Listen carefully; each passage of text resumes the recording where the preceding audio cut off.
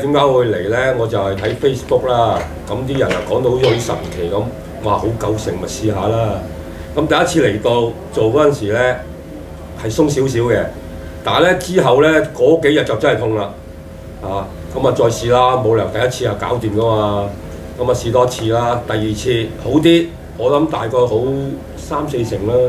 賴生本身就係腰痛嘅，咁喺過程之中嘅話咧，其實嚟講你做咗4次，今次第一2次嘅話咧，你感覺上咧就係翻到屋企都係酸酸軟軟嘅。係3次開始明顯改善。哦，咁樣。第一2次咧，我仲有一個痛嘅，有時真係，譬如話有一個位咧，一伸懶腰就痛㗎啦。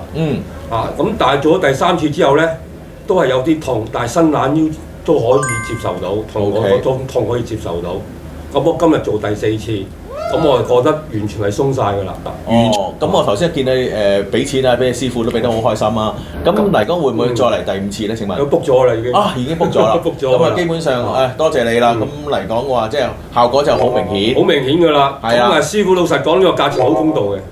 你都知咩價錢啦？係啦，好公道。同埋嗰分鐘係做足俾你嘅。做足俾你嘅。做足40分鐘俾你啦。冇錯，唔會係偷懶。即係唔會偷懶。唔會偷懶。係啦，咁嚟講即係真材實料啦。簡單講句。冇錯嚇。係啦。師傅就係好辛苦啊！啲辛苦錢嚟嘅呢啲。唔係我講 N 咁多次嘅，其實我拍咁多片咧，次次到最後都講句辛苦錢。辛苦錢嚟㗎。係啊。佢45分鐘係未停過。係啦，所以就係咁嘅情況咯。好多謝你分享。好，拜拜。